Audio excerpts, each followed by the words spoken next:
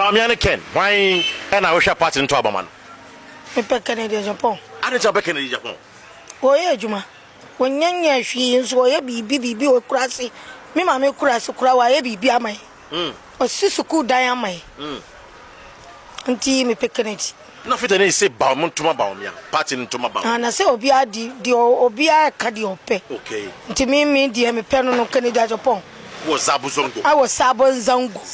Sabuzongo. Okay. Me te NZ 18. Okay. Me Canada Japan dia me phone so. It is a party no we MPP ni.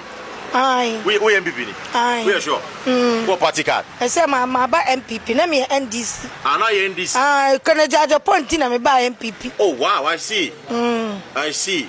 It is a MPP from to my Bawumia then we share the nebis. Dia wo mu ani wo mu. Omo to Bawumia I want kire na e wo mu no. Eno ani e betinam. I see. En change. Nti omo to Canada Japan. Okay, Matema that's it. They get connected and I say it is possible. So any pa me no. And I say it's trendy pa.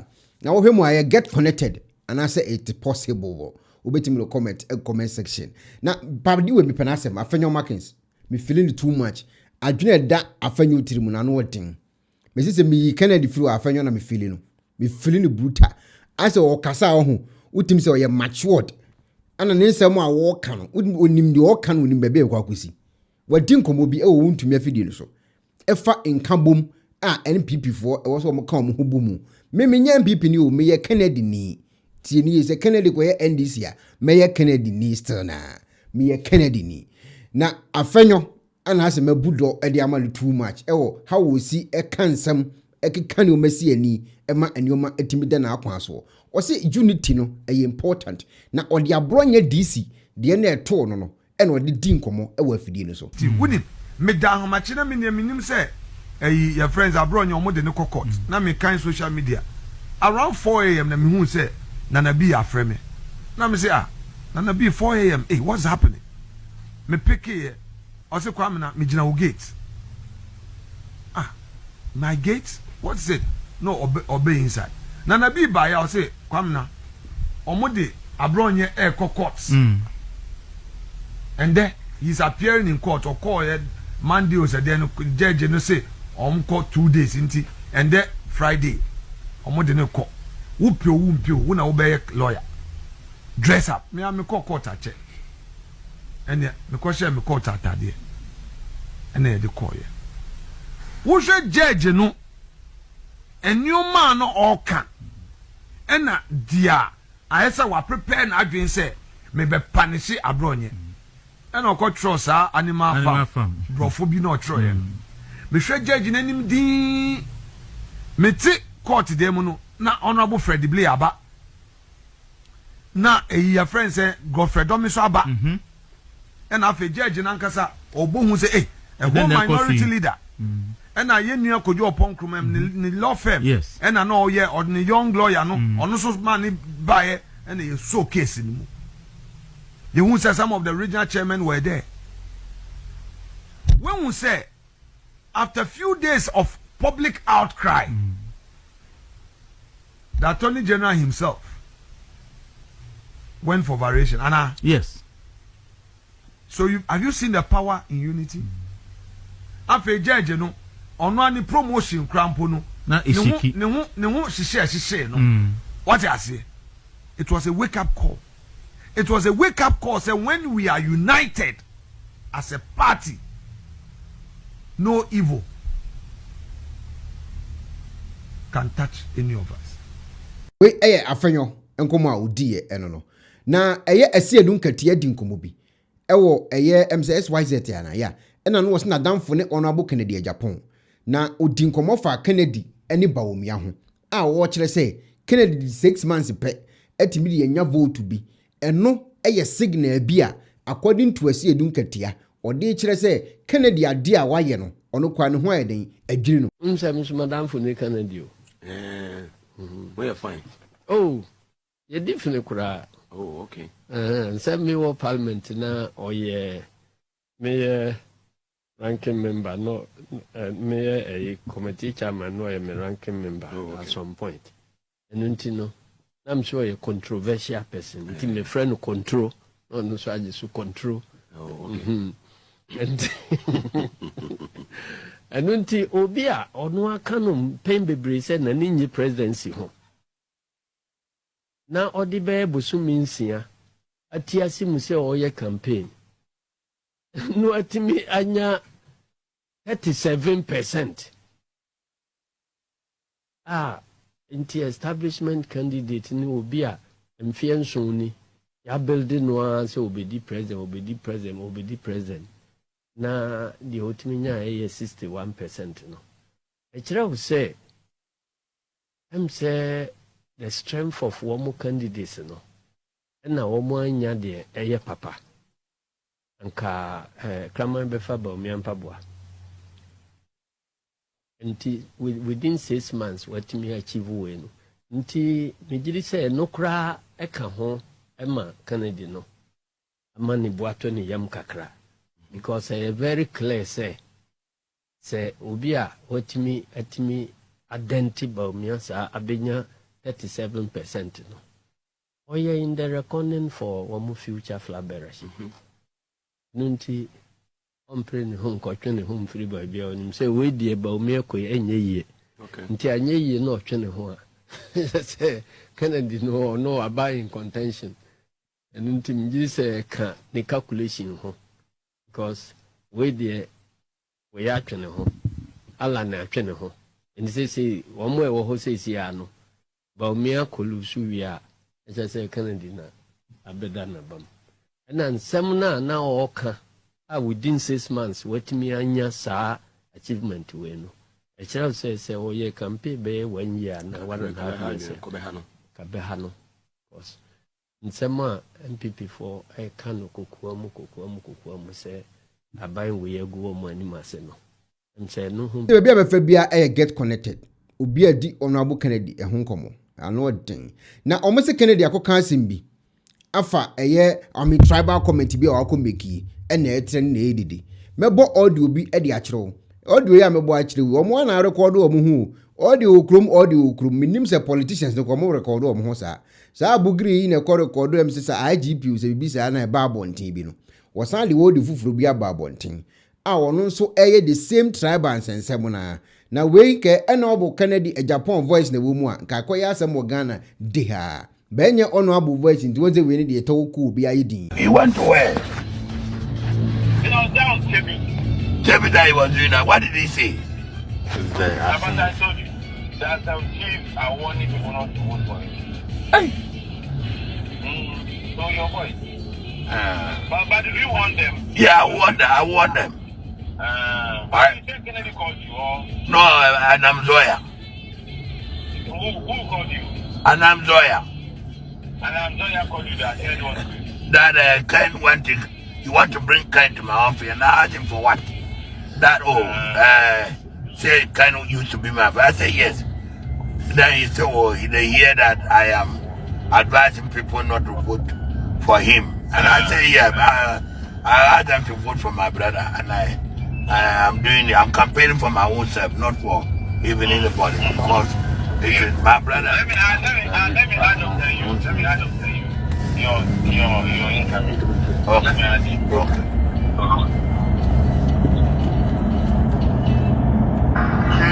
No. Your father's on the line, yo. Yes. No, okay. We're not going to tell you the prayer. No one doesn't know Dog, how are you? Yes. I want to see you. I'll bring you. Okay.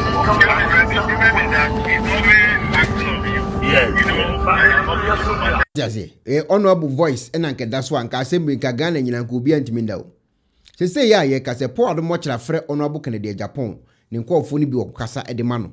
Ene wo busa ne se Honorable akomeki comment bi a omo se eye tribal comment enu nti enya de ebeboa na opanyina kyerɛkyerɛ nsɛm nim ɛwɔ Paul do mochra fidie ne so.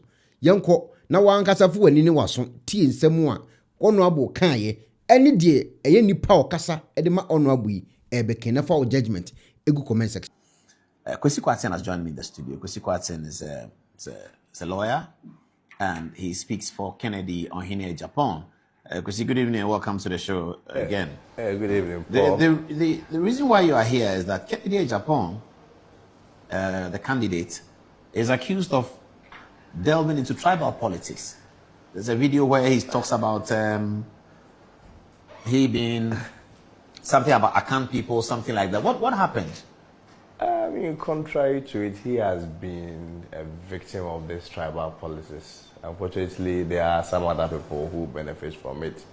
It just so happens that after benefiting from it, they play the ostrich game, play the victim role, and Ken, of course, appears to be like, I mean, somebody who is propagating it. Just like what we see. I mean, if you go to America, for instance, there are some genuine instances where somebody may have committed a wrong thing, but they hide under the umbrella of racism and want to justify it. So Ken is rather suffering and has been a victim of the political abuses, whilst unfortunately and to the contrary, we have other candidates who are enjoying from him. But these are the facts. The facts are that just yesterday, when he met some delegates in the Eastern region, he reinforced and reiterated and of course raised a concern. And that concern, Paul, had to do with the unprecedented levels of tribal intimidation that is happening in certain parts of the north. It is important for me to state clearly that Ken is not divisive, Ken is not discriminatory. Interesting. What did he say? What did he say in the video that created this problem? Yeah, his point was the fact that he needed to raise these concerns, which had to do with the fact that if you go to certain parts of the north, his supporters are constantly being intimidated. Currently? Yes, there are situations where they have to get chiefs to compel delegates to pledge to vote in a certain direction. Recently, if you recall, when he went to the north, remember there were some delegates who voluntarily came to him and revealed information about how they voted for him, which unfortunately they recorded 0 for him. I mean, he raised this concept, but interestingly, some of these are people who came forth are getting threat of being banished, and some of them also threat of harm. So he just had to lay those concerns out, and of course, I mean, had to emphasize that if that is happening in other parts of the country, if we don't condemn it, it may also embolden other parts of the country, for instance, parts of the South to also do the same. And I think, unfortunately, some of the media reportage misrepresented it. I don't want to repeat the name of the media house on your platform, but they misrepresented it and presented a certain outlook that suggests that Ken is asking all Akans to vote against minority group. I mean, there is no way he would do that. Vote against minority rule? Minority group. Minority group, yeah, minority, the groupings, I mean, the other ethnic groups. And we believe in the honest, fair, and of course inclusive policies. But what we also resist vehemently is any attempt to also blackmail us on any religious or tribal lines. Because the record has explained, the history is also there, that there have been candidates, they moved to their home regions, engage in all manner of tribal and identity politics. I personally do not believe there is anything wrong with identity or, let's say, home advantage. I don't believe there is anything wrong with that. But I'm from here, so yeah, vote from here. But when you propagate that and then play the ostrich game and then appear victim when you move to the other, your opponent's home region, that is where I feel it smacks some form of hypocrisy and ought to be condemned. So, Paul, the emphasis has to be made on your show that Ken is not divisive. His recent company, the rubber company, employs 360 people. Interestingly, 300 of them are all from the northern part of the country. The rubber company in the northern region? No, it's in Greater Accra here, Tema. It's in Tema here. But interestingly, it employs about 300 Northerners out of the 360 people that currently works there. So the point has to be made very strongly, refuting the claims and those reports that were misleading and deliberately misrepresented to create an impression as though Ken does not like Northerners. And interestingly, this thing only resurfaces anytime you are going to have election, where it's almost being used as a tool, being weaponized also by some politicians to create an impression that other grouping or other tribal group do not like the other. We dissociate ourselves from such campaign. But of course, like I indicated, we also not allow anyone to blackmail us into silence when it comes to religious lines. If chiefs are being compelled to call delegates to ask them or force them to vote in a certain direction, and also there are also delegates that has been threatened against harm, and of course there are also threat of banishment, all on the basis that they support care. I'm not sure if you're a leader, you just leave it hanging. Obviously, you condemn same and also ask for inclusivity, and of course, I mean, some political. How is the campaign going though? Where is Ken these days? Campaign is so well. Ken, as at now, is on his 11th region, which happens to be the Eastern region. Just yesterday in the evening, he took a break, has to embark on some few personal rounds, and hopefully in the next 2 days he will also proceed. But of course, our message is really going on well. Our message has been simple. I mean, in 3 phases, I would say it's premised on jobs, jobs, jobs, yes. And that's what he's preaching. Especially, you recall, Paul, yesterday, the unfortunate incident that happened where young people had to lose their lives in their search of jobs. Of course, Ken is not promising to come and solve every problem in the country. But within the first 4 years that any person will have as a president, with the right environment, empowering the private sector, and of course, taking those bold initiatives and bold decisions, I am very confident that we'll be able to reduce unemployment and create decent jobs for our people. Not only decent jobs, but also even those who are working, who are underpaid. The Ken's principle is that when the economy boosts, which of course there are a lot of job creation, people's salary also going to be affected, and people are also going to live the decent life, so that the American dream that people are living in America, the UK dream that people are living, we can also live the Ghanaian dream. Which is the Ghanaian dream, which is that you will have a job. You have a decent life. Decent exactly, job. Decent life. Of course, decent life will mean that you at least have a means of livelihood. So that, Paul, if you want to rent a beautiful place, you should be able to. If you want to change your car, or if you want to have access to car, especially after working for a reasonable period of time, say 5 years, 6 years, this should be basic. And it's also basic in other jurisdictions, other countries. I mean, there is a global trend, and especially when it comes to our jurisdiction, it's on the rise, where a lot of young graduates have to pretend as though they want to pursue further studies. Most of them, recently I was in Canada, most of the students that go to Canada and other jurisdictions, most of them do not even go to school. They just end up driving Uber and engaging in other menial jobs, all because in their home country they are unable to live very decent life and the Ghanaian dream. So Ken is of the view that when you name unemployment to the barest minimum, at least the decency that is associated with the human life and of course the dignity that we all deserve, we should be able to get it as God's children. That's interesting. There's a narrative that this MPP race may be too tight. Is it true? I beg to differ. Of course, I mean, I respect those views. For me, especially from where I'm coming from, is a feedback to us to ensure that we really work hard. But from how the grounds are and how the delegates are receiving our message, you realize that the delegates is about 1.16% of the entire general voter population, which is about 18 million, because the delegates is about 218,000. If you do the mathematics, you realize about 1.16%. So at the end of the day, the delegates also are listening to what the majority of Ghanaians are calling for. If you sit in trust, people are calling for Ken. If you enter the malls, Ken.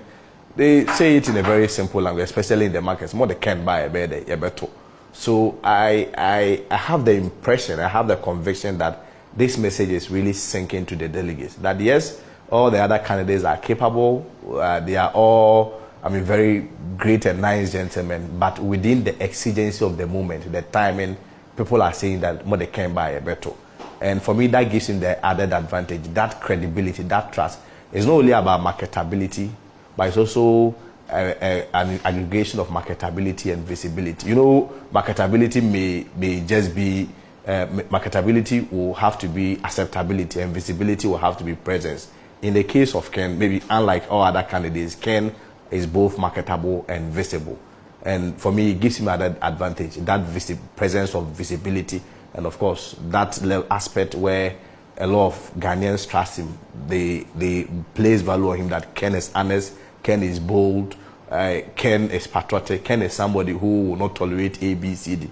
Especially at a time like where we believe that most of our challenges has always been issues of discipline. We will need that leader who can make strong decisions. I believe strongly that Ken has another advantage. I don't see it as a tight race.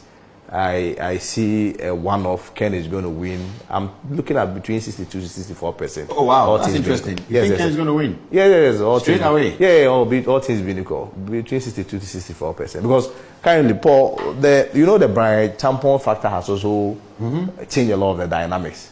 Yeah. Where, of course, I wouldn't pretend that he's also not maybe snatching some of Ken's supporters, but out of every 10 people that goes to Brian Champol's camp, chances are that 9 of them are from the Dr. Bawumia's camp. So he's really changed the dynamics, coupled with the fact that delegates believe that we need to present somebody who Ghanaians want and are ready to vote for. It gives him some added advantage. So I'm very confident that Ken will emerge victorious.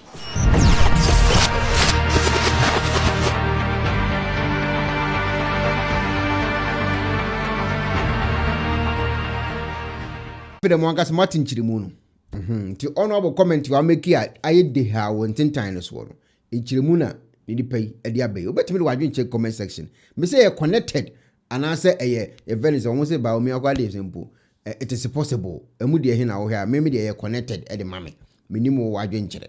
Now honorable Kennedy Agyapong call for a year campaign a dinkomo. Can't Quinty Muhuni say was almost 2 at the honorable Kennedy Agyapong. As in the campaign, the real say smooth to know. I'm so quite a picky idea. No, Kaka, Yanamuexra, and Yapotin Komobi. Almost Papa no dear what ye. Papa no dear one uncle and Nisika. Papa no dear what boy here for. Papa no dear why you yet. Now, so did the atom. Mamma, what did you?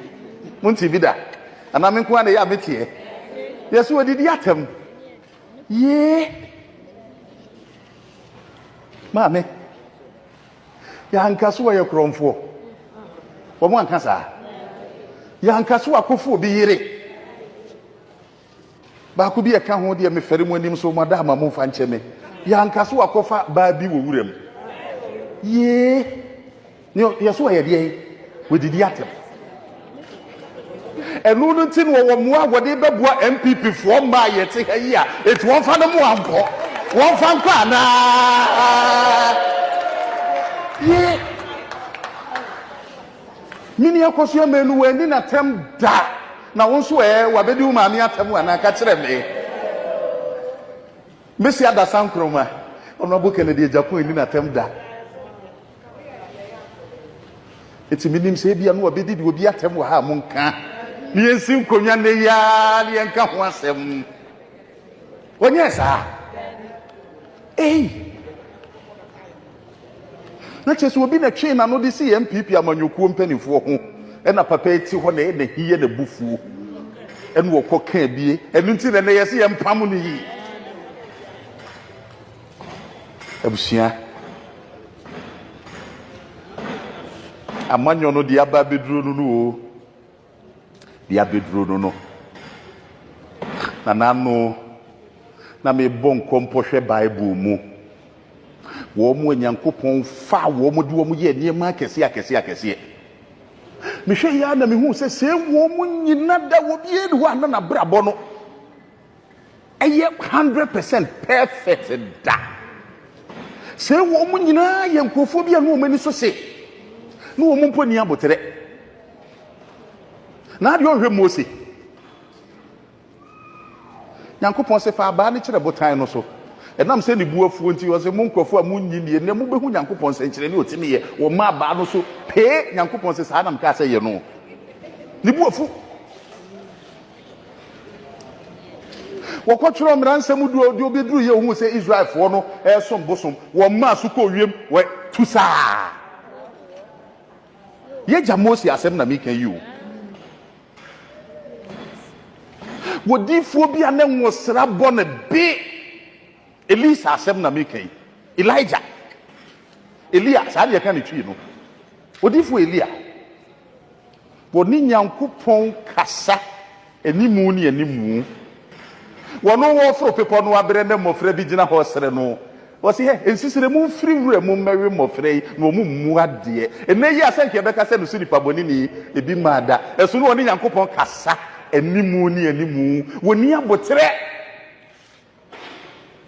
Hey, mofra sere no keke ni ensisire fi wura mu aba bewe. Wono kura Nyankopon de ni ye adwuma. David ne ba Solomon de me nko ho.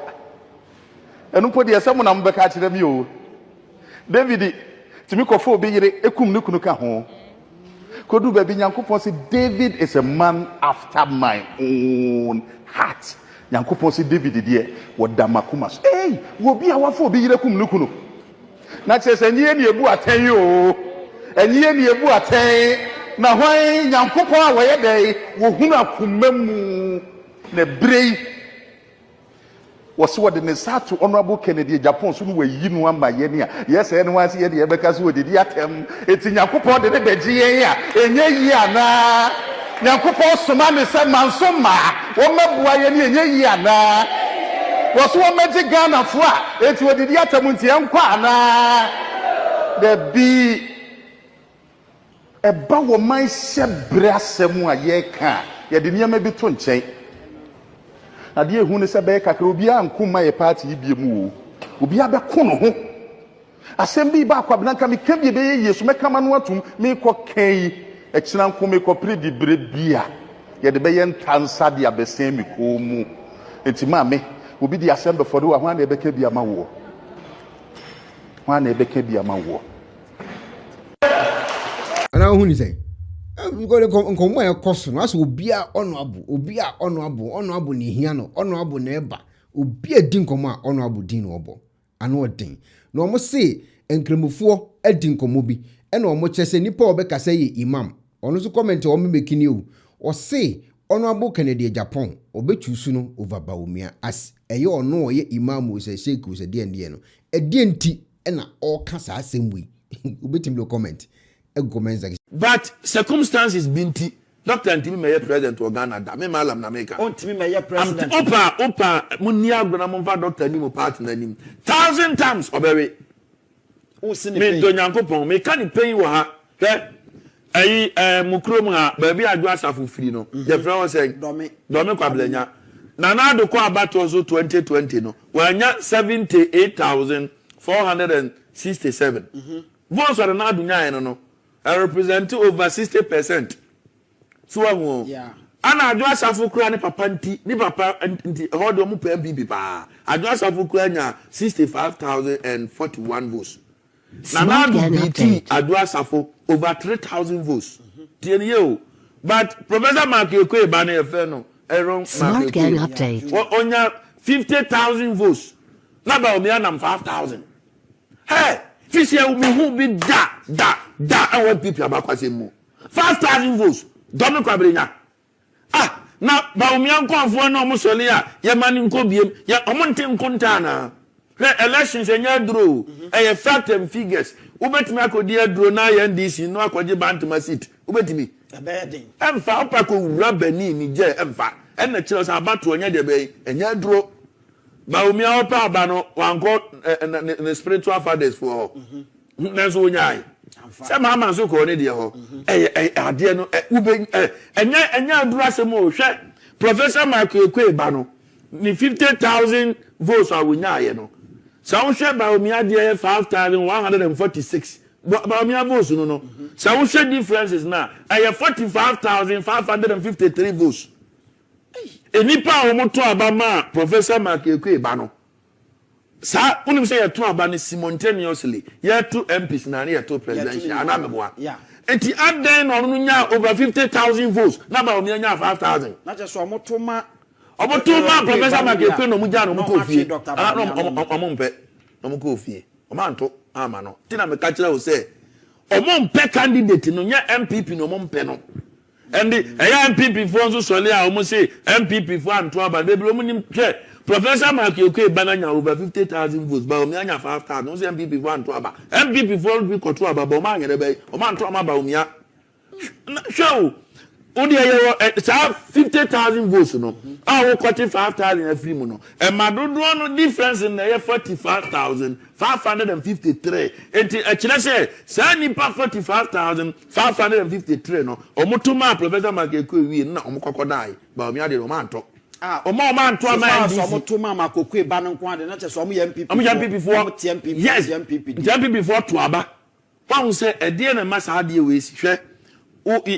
Two political parties and yamamu two alternatives ni yamau kwadu and yamau apple ubetimi ayimu baako yese kopo no mu na enne wo ho na ye hwedi obetimi de enne dodo ayde be aba political party B political party A and political party A no ono wafa kwadu because enne di kwadu so definitely ukokwa yemu wa wo de ni bebre be ebeba edru political party bi ni nko aso na okofa apple na enne omudi apple enne omudi apple MPP for problem nyina ni asa lawyer for ni asa doctor metimi show mu din na me din Ghana ha no a Christian country mu dominate over 70 plus and a Christian population 71 Muslims no 30 na aka na ya dia enkremofo wom abosomsomfo omuksoso omsem de menko ba bia bi na ba na dai oso no pe Kristo som ompe bosomsom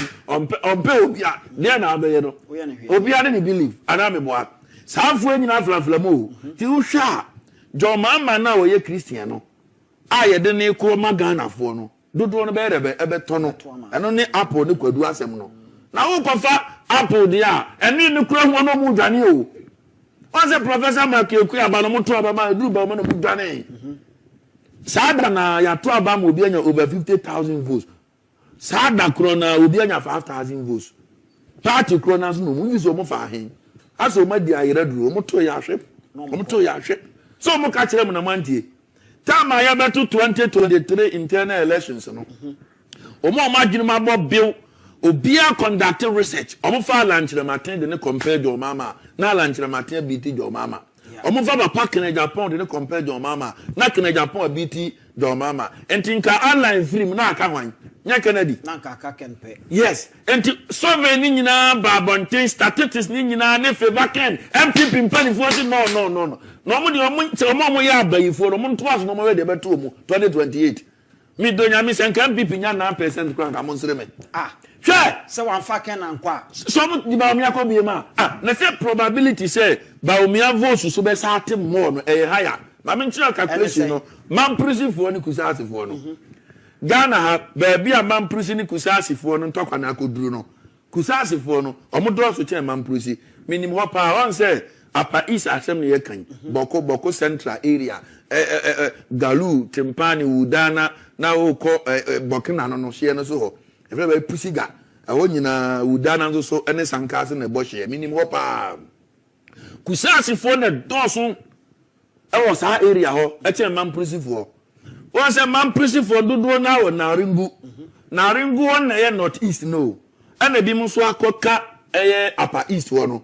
So ahu. Eduba na ringu ni wale Bawumia krom ni dia. Ewo nyina de kusasi for no doso pa. Ba koboku area ho dia man prison for doso na ringu. Ukoboku de kusasi for no. Kusasi for no mo pe adodo pa. Koko ne ade enti even southern part of Ghana no. Ba bi bebire so wa kusasi for no doso pa. Avedi tie. Edintwira ngoma no. Aba ye beto aba biemu a. Uhe kusasi for nyina mo Ghana mo ko 1 million votes. The whole Ghana omukọ 1 million votes na ntokwa sitrabu mienu ntem na ukoyi ba akukọ ye wo party kakraka we kandinia ufi da opponent no obeto ma wanazo obeto atiawo enti ufa Bawumia chese echirese 2028 upper east munko honko ye campaign uko wanko besanya zero na se zero na doctor nyinya nyese kontompo over 30 police stations no nya zalo awana nso na ohu nyankopon de yesi ba bia bonsambo na mpesi na nyankopon so ho wo ye koto internal elections no ana mo chechire ade ni momu ne ye papa akoto eni ala nchire matimu ense esiremu ho special delegate elections Bawumia 100% MPP party no polling station be your 5 delegates. Yeah. So we should be about me and Zalona. Rejected ballots no, a be a 3, a be a 2, a be a 1, a be a 1 a 5. A chetanka polling station delegates no 5 no. Come to about baby and maybe a 3. That's one crown. Baby uncle being a 2. My can't now say, and your Bawumia no mumpano. Montes asem nase. And your Bawumia na party falling at the bay, and penno. Ah, now and another abediade. Na party mesu, police or munyabi, soldier or munyabi, migration munyabi. Just say MPPT at Ekuonaba. Nas no ba obetimi di omako ode Ghana akobo sha asase so en wa hwese yi Dr. Bawumia musumu se mo mpe no yo me pacho first no 2023 asem na okay na nado ho odi nachi samunsa ntwe fo mbe mo boka no krepa wa wo se na nado di Bawumia jida first na asem ne kan yo 2023 ana na nado throw the support e ma Bawumia eno no metimi aka se bia no wo candidate bia obo ni buga and me modi wa on de betimi a kire send the president for time on so the favorite candidate. Tinanado so be on so the favorite candidate, not the tia a party penifuni. Yan the man and the Martin Filimono. Yeah. But the question is, ya two are baby ya Bawumia ba no, and then Bawumia so said or say Jinabim, Nanado way. Nanado tabrachi. Opa buso be an other when him say Bawumia and vice president no, what me buana, send go back time that is our copies Obiaa. So must say Nanado ko 3 times as a saying.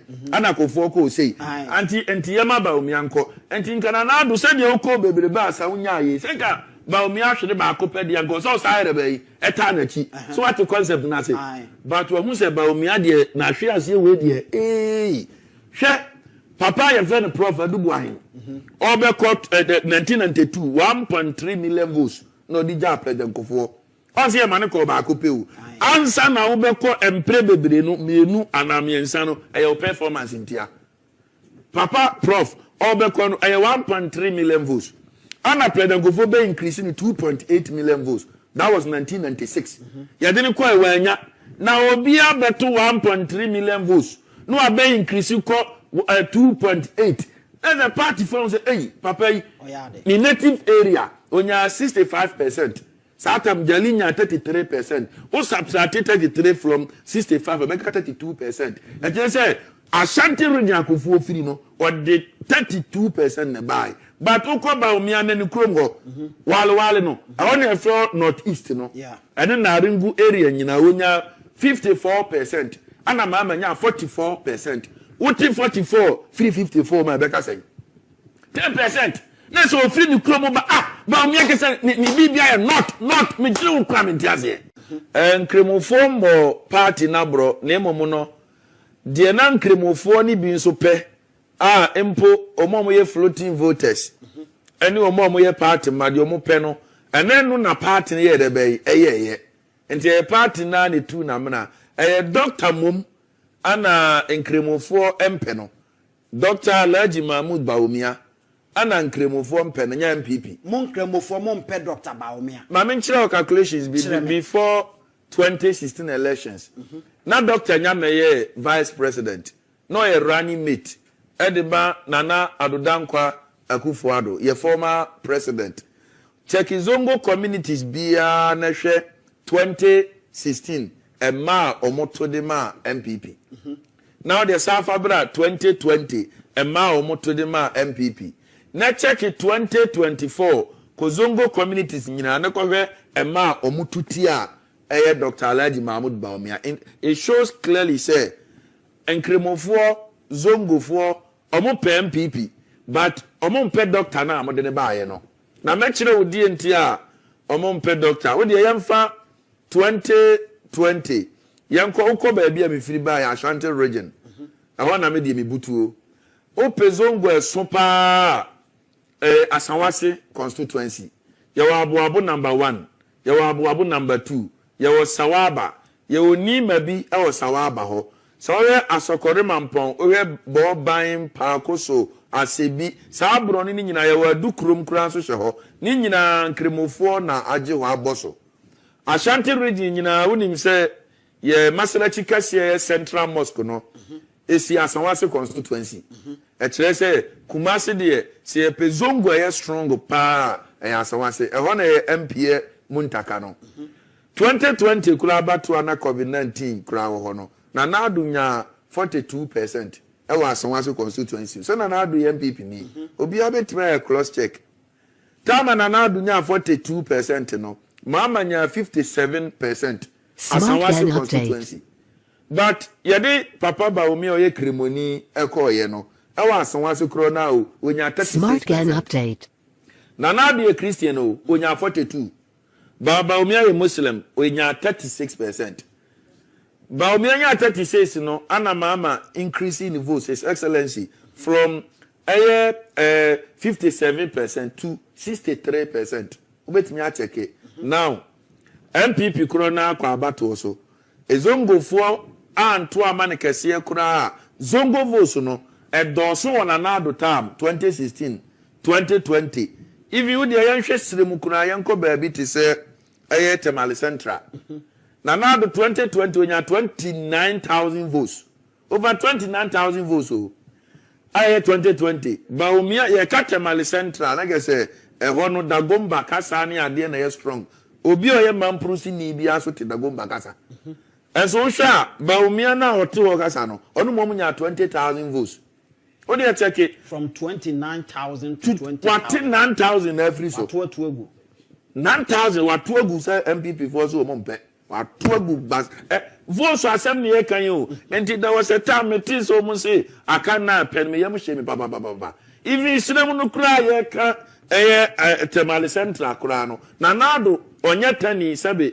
Na nado onye siremuni. Na nado onye Muslim. Na nado free achem every apoye mantemu eastern region and so onunya 29,000 votes.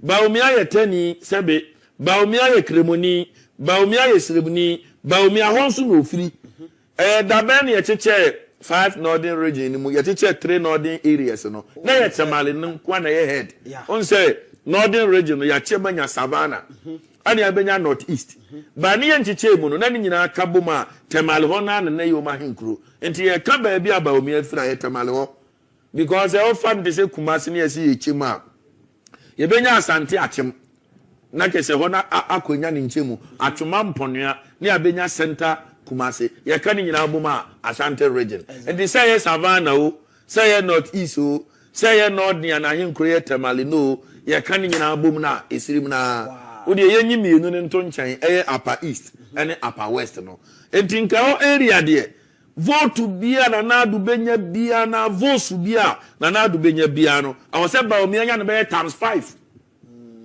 na so o depreciate here from 29,000 to 20,000 votes obia make Temale Central specifically me figure zongo communities bia de be akyerew no ahunu say anya MPP na nkremofo mpe o na mo nkremofo mpe candidate na modern year de be e baaye no so ka san nkremofo mpa dienti no mo mpe candidate dienti a mi kire mu se o mo mpe no enie sabe ansa na abehun se nkremofo mpe candidate ye de ne koye no ejina figures a onyaye ewo zongo communities na figures na onyaye so no ejina bibi so ti na onyaye sa figures no one say before 2016 Dr. Alhaji Mahmoud Bawumia in 2020 or catch Muslim for say Nanado ba or the bibi beba efeno Zongo Development Fund and a Zongo Ministry. Yes. And so the Muslims were very happy.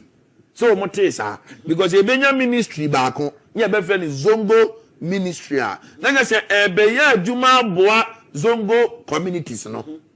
But Nanado Azumi office 2017 ade ba bepem 2020 no ya hu ba bia Zongo ministry ni fai one say even crowd bank remosuma nyame say innama yasha Allah mi ibadihi fi ulama o si na body efo ni nyina ni creatures no omo di mu pa no eye omo sua de se wo sua nyame ngoma ubehu de nyame pe en de nyame nya de bai empe and the doctor na wanya nimdia ni nimde ko nkan e no se we president free wa doctor na eba ajesen kan kremofo so ya sebi nyankopon ama ye nyabere e MPP de bai amamuo mu fine enti se ye nya wa ministry pa when I said yes and Kobena ministry na zongo for doctor ona ye kremu nanado nye kremoni ana sebi wi nanado office firi wa ana nanado na etimi kire se ministry we nkwa ha de ba ono de odi abawie ampa nanado create zongo ministry ana meboa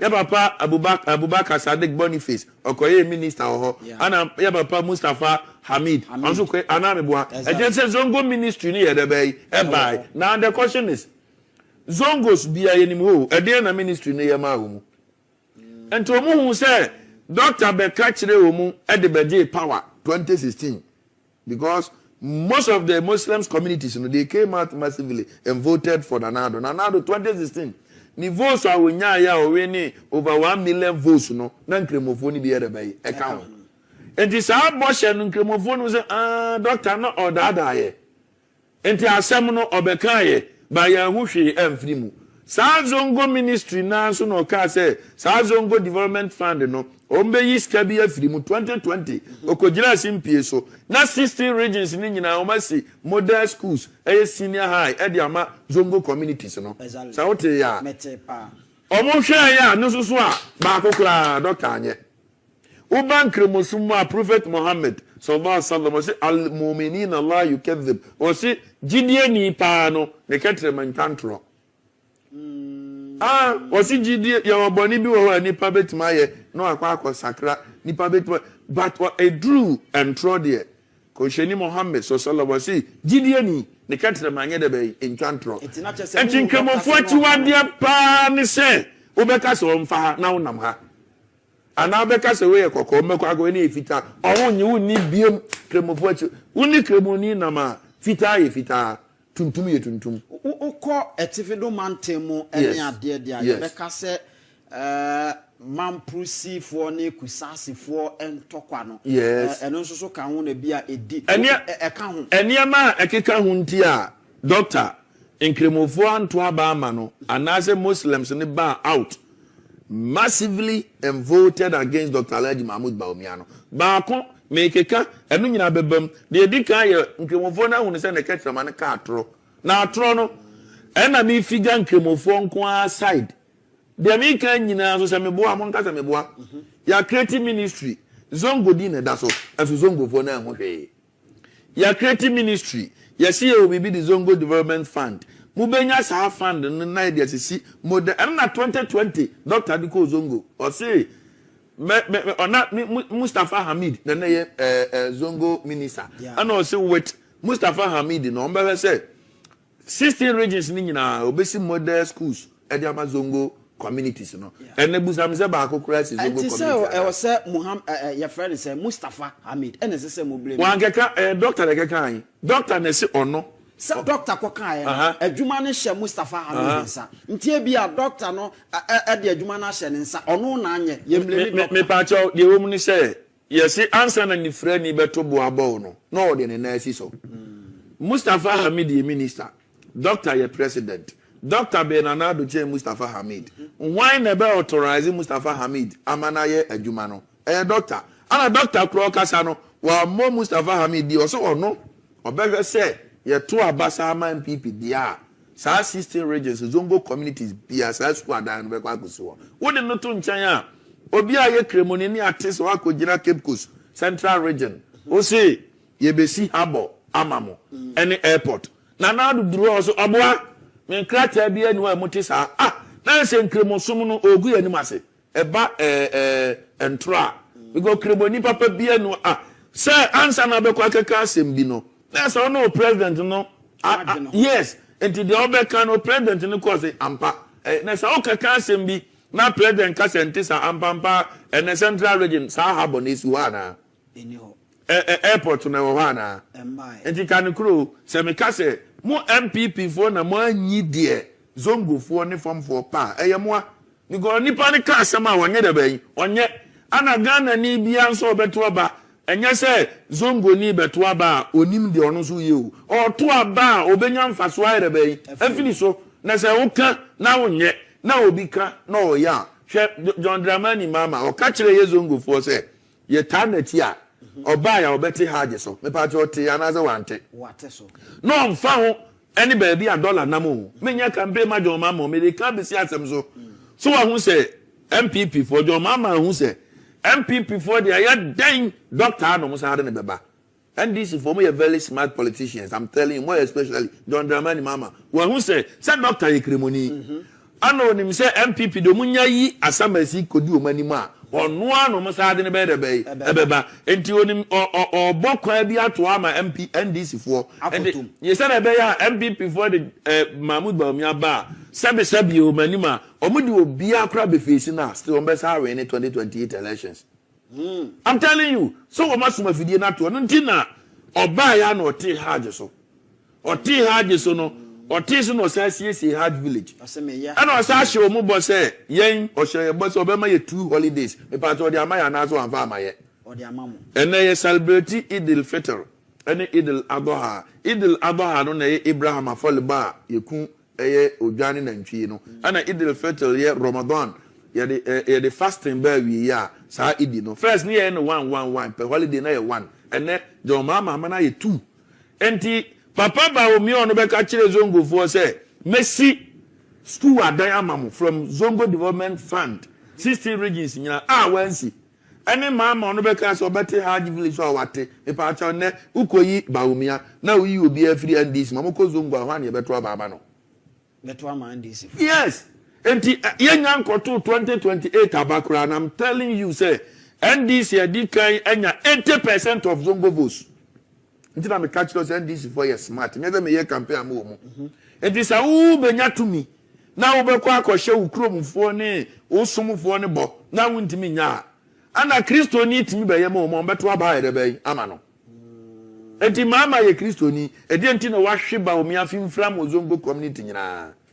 Eno na de bia me kan na me de akyere MPP for say wo be ye Kristo ni na a Kristofo ni nyina be pie beto aba.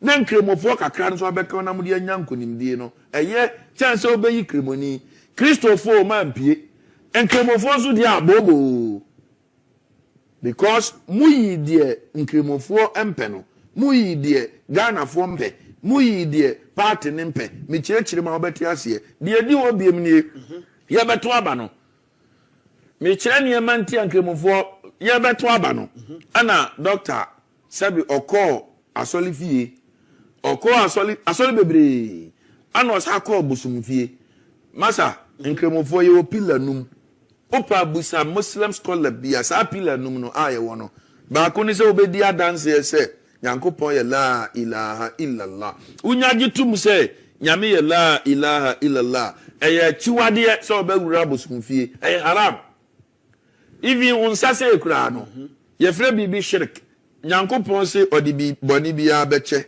ewo Qur'ani mu na obi odi bibi kan nyame ho no onfa ne boni nyade bai enche ne da ne ka se odi bibi kan nyame ho a eni se upese unya nyame fufuro bi udi tumi bi firi nyame nsem ma nyame abode abra nyame nko aso na ye de bai tumfo edi kremoni biara believe ne se nyame ye ba akope me kira wade bi uba esum a Christianity ni Islam no omo ya ayonkofa ba som ne nyepe because Abraham na si ba ne yira ye friend Hajara a ye friend Hagar ono be wo ne ba ye friend Ishmael a ye Ishmael Ishmael a won to aso ne be pie prophet Muhammad sallallahu alaihi wasallam a be pie Saudi Arabia ana Abraham yiri pani ne friend Sarah Sarah no so ne wo ne be friend Ishaq our Arabic mu ye ba ya ye friend Isaac sa Isaac nso a won to aso ne be ye Jesus Christ to one say Muslims ni Christians o mo ye de be ayonkofa ba some ne nyepe obia ne believe and na wasen ka doctor hu sa de no because kremoni gidie ni say nyame ye ba akopɛ Christopher so gidie Trinity of God obedi Ghana nyina nim eti se so o make sure say nia obia agidi bia so be gibia ono so be ye said e be ya ono omu nyina be nipa ba ako yo me da say untia obi som onka obi som nhye untai obi som o ma som bia wo wa obeto ye no awo ho ne momo no unkonko som obi som se wo hwa ma som bia ya adwuma eno won se wo peli da bia utimi de wasem koto som bia nim se omomwa ba wo ne omo nya da ben enkosom tie ne ye o na se nkremodem MP4 ba ho DC for ni amanfo ba besere empaibo ana meboa ana obi but mayam ha sole awie no na omo de asem na yede bɛyi asem asi pɛde bɛyi MP na omo de na kyerɛ mo dom no but on ma me ya Allah akbaru ni bi because nya onem na yede bɛ esom me pa cha wo kowura masalachi a you perform ablution before obeko edale akoy istinja be gogoro o private part we are why there be why ablution me pa cha we Kristo ni a we sansa na wakwa so there be enti esom ne yepe enye pe enti Kristo ni be twen abonten no ya sala wi no ansa na ma be nipa na there be akire ba we di okoso for bodo se dem ho no na o so fo mfa ne nkata so ne nkata ne so Satam no mo ya asole o. So oje nyame nhira. A kire se wakwaji omusom na tum eye kremoni bi eto no so sa hyemu. De omo ka de ono sofu ndenim. Afere sofu ni pie no say receive it. Kofo adanse e bra. Sa o hwe ya sofu ba be se de no. Eno kura de nkentwa o ma wo kura o. Na kremoni wasa akọ busumfie. E me de nyanya arebai agukom. Ba bi egu apeteshen.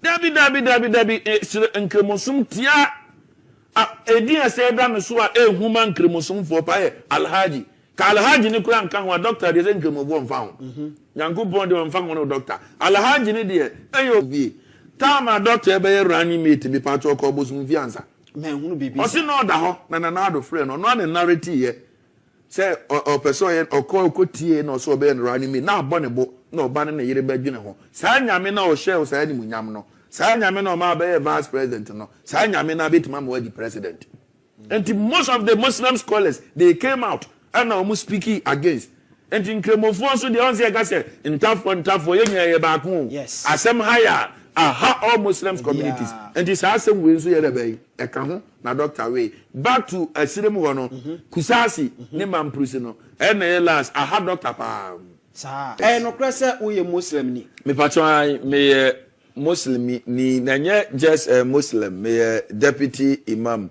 Kukum Central Mosque Asunafo South Mosque kakraka ni nyina imam ni ho a me na me wo ho enti me deputy chief imam Kukum Asunafo South District enti me kremo ni nye kremo keke 10 on deserve second chance why weak candidate the most weakest candidate MP before nya enti one me kire figure bi papa kofo ebetam from 2.8% million votes no out from 1996 the year 2000 and we winning and of course I call 3.6 million votes exactly if you want ono be kwa no ja ye papa Akufo-Addo 4.5 million votes are president go di ja no 2008 na do call ye no o maintain is 4 million votes now want so 4 million no wan hwa so and the pie no so be kaya and e call 10 it is a MPP foreman and now the Kwamani Kobiema. It was because of his performance.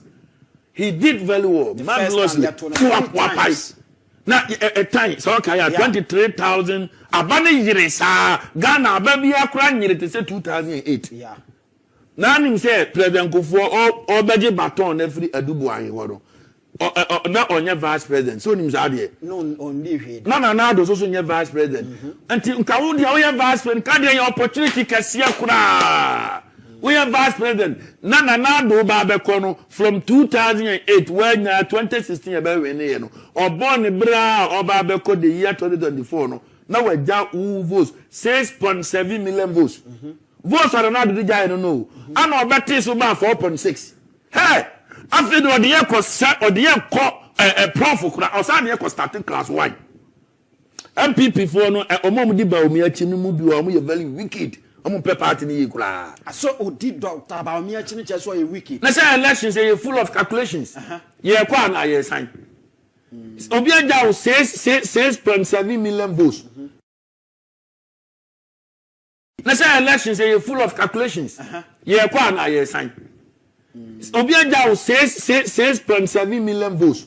Tio, anka wo dia wonte so kura manenka wa beti so akọ 4.6 million votes.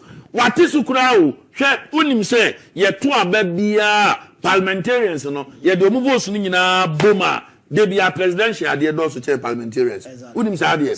Eno na me koye adoasafo calculations no. On say adoasafo kura ne papa firi wo no.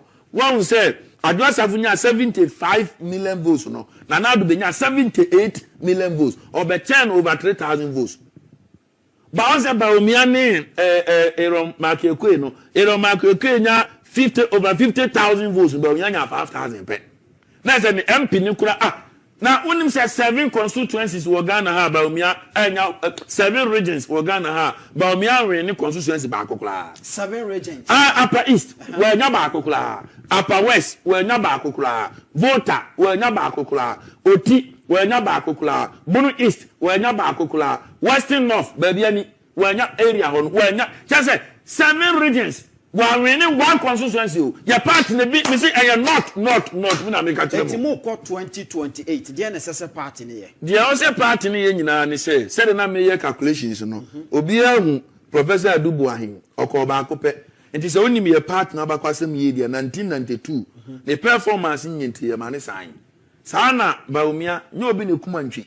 Ya ma ne kwan ana wakɔ. Calculations ni be bia no ere be ti say the ma prof tenase no I was here ma no so ere be tenase because we party ni mu kura ya very big mistake ya the ano adura kan ye fa Christian na ye the ceremony di akire we no be say papa Kofu asa na obeba no na ye Ali Mama say okay ana na Addo so asa na obeba no na ye papa Mahmoud Bawumia and one say party ni the ano adura kan no wunim say na wo ye edenya power wo se me ye be me dane no as a we majority minority now they are called because party no ba na hoodin na southern part of Ghana baby a party na hoodin o southern part of Ghana kuta 65.something%. Party ni mu dom no e wo e form ha ukosire ma kakra bi na ye be e wo ho yes enti do want only same phone nyina be ka ho na wanya hade ntu uyi candidate we a delegate I was so quick candidate free baby. I would dom near the bay. I want to religious affiliation. It plays major role. About to I was some factor say party ni mudu do see a Christian. Aka so I am fantini. Yes. Uba NDC party ni ma Northern Central voter. I want to ma hold. I want to know pick up leadership every. Me see NDC 4 years smart at NP before. Tombe dia kunyasa wanu okoyi aka amisata ana anyasa na 70 ene kwanya ma mi je mensa ono so ye fantastic me pacho o mayi kremoni o mo vice president da omo yi bida aso nyo mo kwa na nkremofo to abama wo ntina me say mukoyi die nkremofo no nyade be empe no example ni nie. How to use the laser home kit. First, apply the gel directly to the tooth surface as demonstrated on the video. Second, connect the light to your phone using the USB provided. Leave the light shining on your teeth for 16 minutes. Fourth, rinse your mouth and the mouthpiece with water, cold water. And lastly, smile. Using the toothpaste separately. Brush twice daily with the toothpaste. Bear in mind, this product is not suitable for pregnant women, breastfeeding mothers, and children under 18 years old. Enjoy! I am Busiafo.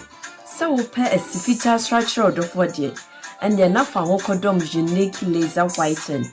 Any tea stains, coffee stains, smoking stains Obiaa, unique laser whitening product. Ebe yini nyina free summer kama. The oyan is so befraying. Ewa 079-9979-2330. Unique laser whitening. Or say Muni Seso. I was so no bumbo here. Nami papa mudie. Pro Technologies. And Nami come from our Pro Technologies. We are specialized in both sales and installation of CCTV cameras. Esa install CCTV cameras in the Sour Ghana and NASA brochure now for Ghana. Now beso CCTV camera installation. We need Pro Technologies and then Sawaso. Yes, CCTV camera installation, electric fence, automated gate, access control, video doorbell. Opadia, man, nane buansu that form. Niye general construction. So pesi si di mau say ya bansoro. Dentia sawashasye. Na pesi the bow and after na pesi sidima wono woni en eni sawoso nie de wo ni se ye no nyina ne wabochimemu ha ene ye branch ewa Ghana na enim obra wo bre nti so sika fa ensemu a sro bia nim wo dad da e dem ya pesi osi plan bia And when she saw here solar power, and Abamba wants and send be idea. Only Pro Technologies, any so. Yes, smart home. Above from Fidia be a person show fee. And now intercom, a bihujuma. Any essential interior decoration. Yes, Sufi and Amau. And now our Sufi. Now Pessi CC Hodamawo. Set a your office. You be travel neat. Near your car tracker. And a GPS. I'll bet media track your car. You be a car and then be a bit my hair ever phone so. And register what from Fidia be. Now who can first install it. And now the settings. You be a your Ghana office ewo Ashi Adenta Dodoa Road Yane CBG NDNMhwe. For information or WhatsApp +1 401 75 70 300 and +1 401 69 92 254. Pro Technologies. Customer satisfaction is our topmost priority. It's centered on your grace.